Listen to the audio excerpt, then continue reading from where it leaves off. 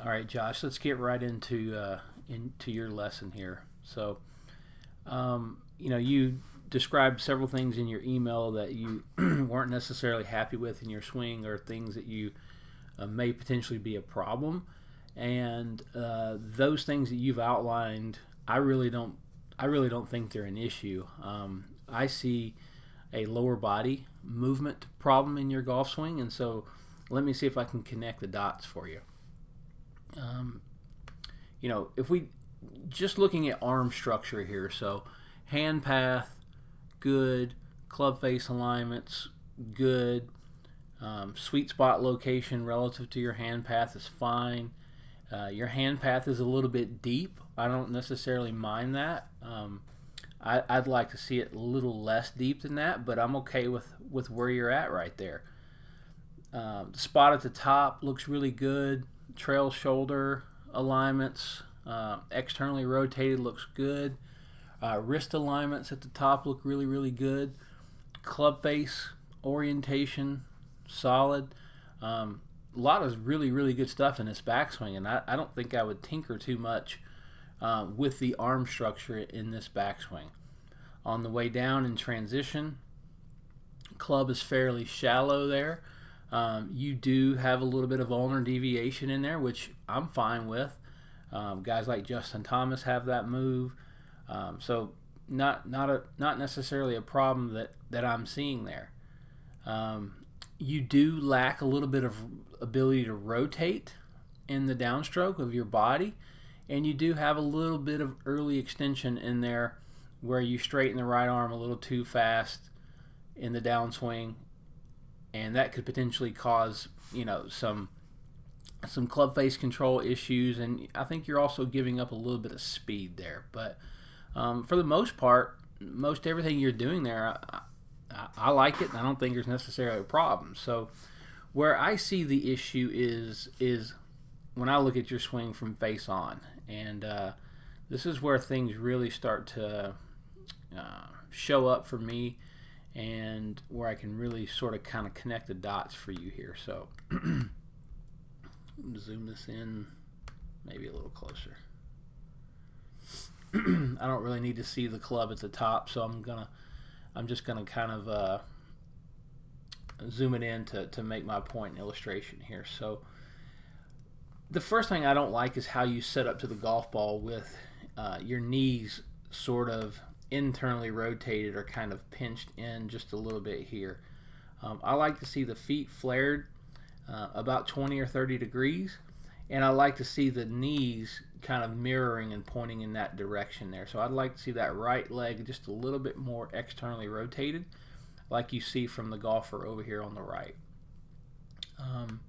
The biggest problem in your swing is what you do with your right knee, right hip in the backswing, in my opinion. So I don't know if you've ever been measured on 3D or not, but I do a lot of that with my players. And one thing that I look at is how the center of the pelvis moves. So I'm just going to put that dot right there on you, and we'll keep kind of a visual record of that point of your body. Now, during the swing, especially the backswing, there is some translation or movement of the center of that pelvis away from the target. So my database shows that from address to the top of the backswing, that center, that frame of reference, or where the center of that pelvis is pretty much the same. So what do I mean by that? That means where the center of your pelvis is in a global positioning frame of reference is basically the same at address and the top of the backswing. Now, that doesn't mean that it doesn't move in the backswing. And so what I typically see from good golfers is the center of that pelvis moves 1 to 2 inches away from the target during the course of the backswing, but it tends to end up and move back toward the target a little bit by the time they reach the top of the backswing. And in your case, that doesn't happen. You translate your pelvis way too far away from the target in the backswing. You've literally loaded all of this weight and pressure over here on the outside part of your right foot. You can actually see your right foot kind of rolling outside on the ankle there, because your pelvis has swayed basically too far for too long in this direction. And if you look at this golfer on the right, you'll see he's clearly shifting pressure to the right, but then as the rotation kicks in, the pelvis kind of centers itself. And that creates a nice, beautiful inclination of the pelvis to where the right side is higher than the left, and everything is tilted sort of down and to the left at the top of the backswing. And you'll notice, like, there's a big difference in these right knees. Yours is still retaining flex to accommodate that pelvic sway, where the right side of his body has kind of lengthened out or extended. And the reason why this is so important is because that pelvis inclination, and again, what I'm talking about is this downward and leftward tilt, basically creates an angle that the body will fall off of in transition down and to the left. And so if that angle exists and the golfer can fall off of that angle, then that means they don't have to push into the ground with their right foot to move their swing centers back into position to hit the golf ball. They don't need to push off the right side to push these centers back in line relative to the golf ball to make solid contact. They can just fall off of this angle to do that. And so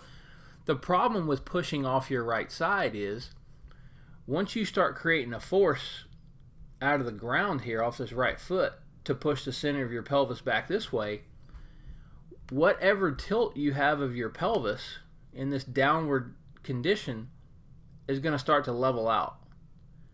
And your pelvis levels out too soon, and that inhibits your ability to rotate and turn through the shot. And so that's what I was talking about at the very, very beginning of the lesson.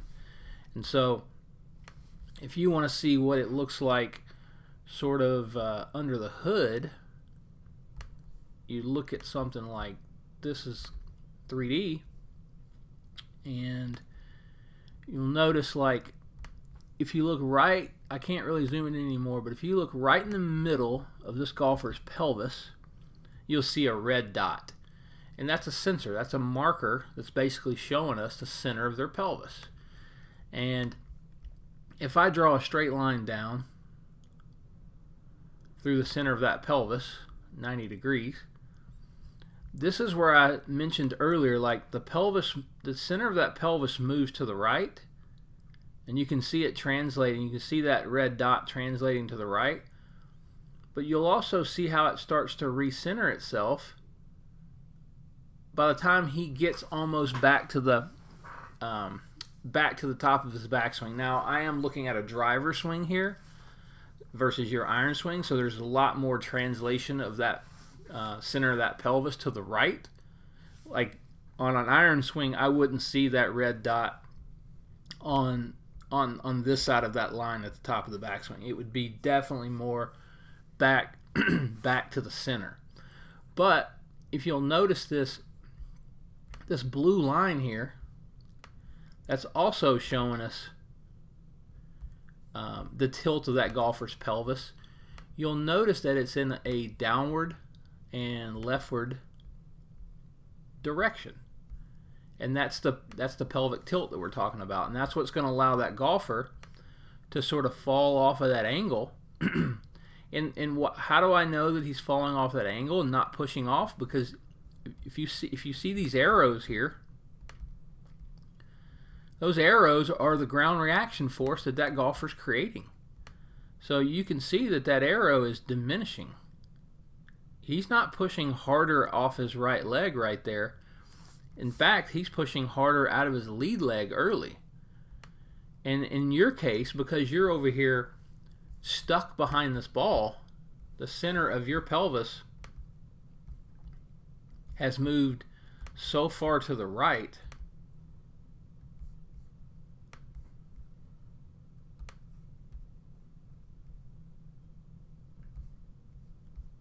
during the course of the backswing,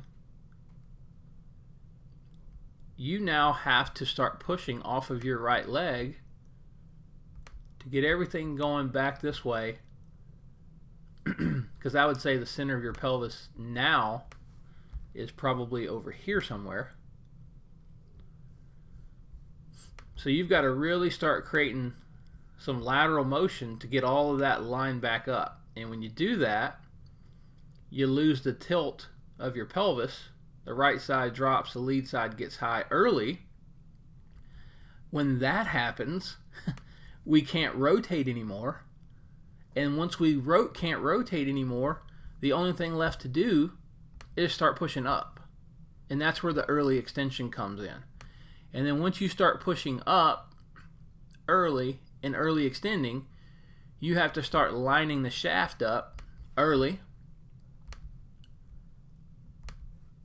You have to start throwing out these wrist angles in an effort to square the face and to reach the golf ball. And so when you get to impact, there's not a great deal of shaft lean. And I know you're trying to hold on the flexion in that left wrist. I can see that through the ball. You're trying to bow it and maintain whatever shaft lean you can. But that's just simply not going to work because the forces that we're putting into the club are so volatile at that point, you can't really hold on. And if you do, you're slowing the club way down. So what I prescribe for you is, A, get these knees flared out so we can turn a little bit better. In the backswing, we want to feel the right hip working up and back as you turn, and you want to feel like you're keeping the center of that pelvis, especially with an iron, a little bit more neutral and not let it translate quite so far to the right. So what's that going to feel like? You see the downward movement you've got right here? So if you look at your head and just visualize from the top of your head, everything is moving down and into your right knee at the start, right there. And we need to reverse that trend.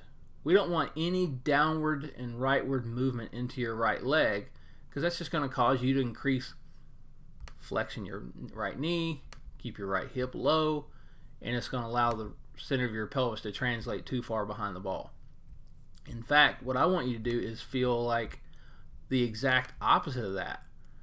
I want your first move off the ball to feel like my right shoulder is going to move up and back and around. I'm going to lengthen out my right ankle, my right knee, and my right hip. I'm going to lengthen all of those things out. And so a beautiful description or visual of that would be a classic Sam Snead golf swing. And watch the right side of his body, and you can just see how it just lengthens out the entire course of the backswing. He's stretching from basically the right portion of his right ankle all the way to under his right armpit, if you can visualize that. He's stretching and lengthening all that out with rotation, and he's got beautiful tilt to the pelvis, and he'll maintain that tilt in early transition. And again, that was very evident in the 3D. Again, I want you to pay attention to the blue line through the pelvis. You'll notice it starts to tilt toward the target here. That's the tilt of the pelvis. Coming out of early transition, that tilt's still in there. That pelvis is still tilted down and to the left, and it doesn't level out until the golfer spikes these ground reaction forces. You can see them. This is how hard he's pushing. The length of that arrow is telling you how hard the golfer's pushing out of the ground. And that's what's lifting the left side of the pelvis. A ground reaction force, not a slide or push off the right side, dropping the right side of your pelvis. So that's where I would go with your swing. I hope this analysis helps you. And if you have any questions, feel free to reach out.